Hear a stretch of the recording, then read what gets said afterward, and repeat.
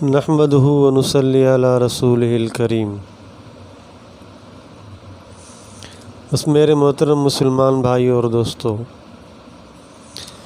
نبی اکرم صلی اللہ علیہ وسلم کی ذات مقدس کو اللہ جل جلالہ نے امت کے لیے اسوہ حسنہ قرار دیا ہے، یعنی نبی کریم صلی اللہ علیہ وسلم کی زندگی، آپ کے اعمال اور کردار کو دیکھ کر پھر امتی بھی ان چیزوں کو اختیار کرے۔ تو نبی علیہ الصلوۃ والسلام کی زندگی میں ایک اہم چیز اور آپ کے کردار میں ایک اہم کردار نبی اکرم صلی اللہ علیہ وسلم کی سخاوت تھی۔ آپ علیہ الصلوۃ والسلام کے پاس جو کچھ آتا تھا نبی علیہ السلام کو تقسیم کر دیتے تھے، صدقہ کر دیتے تھے، اور پھر آپ بہت جلدی کرتے تھے، کوئی چیز اپنے پاس رہنے نہیں دیتے تھے۔ بخاری شریف کی ایک روایت میں عقبہ بن حارث رضی اللہ تعالیٰ عنہ سے آتا ہے، فرماتے ایک دن میں نبی صلی اللہ علیہ وسلم کے ساتھ مدینے میں عصر کی نماز پڑھی۔ عصر کی نماز ہو گئی، نبی علیہ الصلوۃ والسلام نے سلام پھیرا ہے۔ پھر عام طور پر حضور علیہ الصلوۃ والسلام کا معمول نماز کے بعد کچھ دیر بیٹھے رہنے کا تھا کہ، لیکن آپ پھر جلدی کھڑے ہوئے اور جو صفوں میں نمازی بیٹھے تھے ان کی گردنوں کو پھلانگتے ہوئے آپ اپنی ازواج مطہرات میں سے ایک کے گھر آئے۔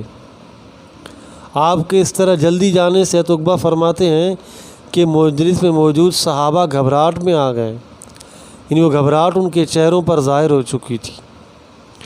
اب آپ جب گھر سے واپس صحابہ کی طرف نکلے، اب آپ علیہ السلام کو محسوس ہوا کہ جلدی جانے سے یہ سب لوگ حیران ہو گئے ہیں، تعجب میں پڑ گئے ہیں۔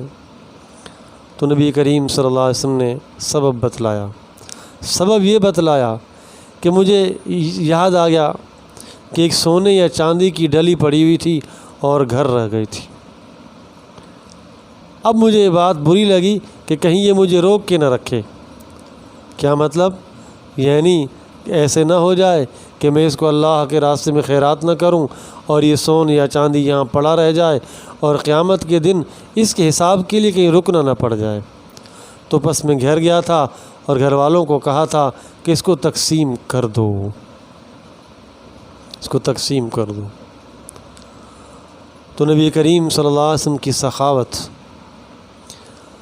تو حضور صلی اللہ علیہ وسلم کے امتیوں کو تو اس صفت کو اپنانے کی بہت زیادہ ضرورت ہے، خاص طور پر ان موجودہ حالات میں جہاں پر بہت سی جگہوں پر سیلاب نے تباہ کاری مچا دی ہے، لوگ بیچارے سسک رہے ہیں، رہنے کے لیے گھر نہیں بچے اور کھانے کے لیے خوراک کی قلت۔ سندھ کے بہت سے اضلاع میں اور اس کے علاوہ اور بھی ملک میں ایسی جگہ ہیں جہاں سیلاب نے نقصان پہنچایا ہے۔ تو آج اسوہ حسنہ کو اختیار کرتے ہوئے جو حضور کی سخاوت تھی، آج امتیوں کو بھی چاہیے کہ آگے آئیں اور بڑھ چڑھ کر سخاوت کریں، تاکہ حضور صلی اللہ علیہ وسلم کی یہ سنت بھی زندہ ہو اور مخلوق خدا پریشانی اور تکلیف سے باہر نکلے۔ اللہ تعالیٰ مجھے اور آپ کو عمل کی توفیق عطا فرمائے۔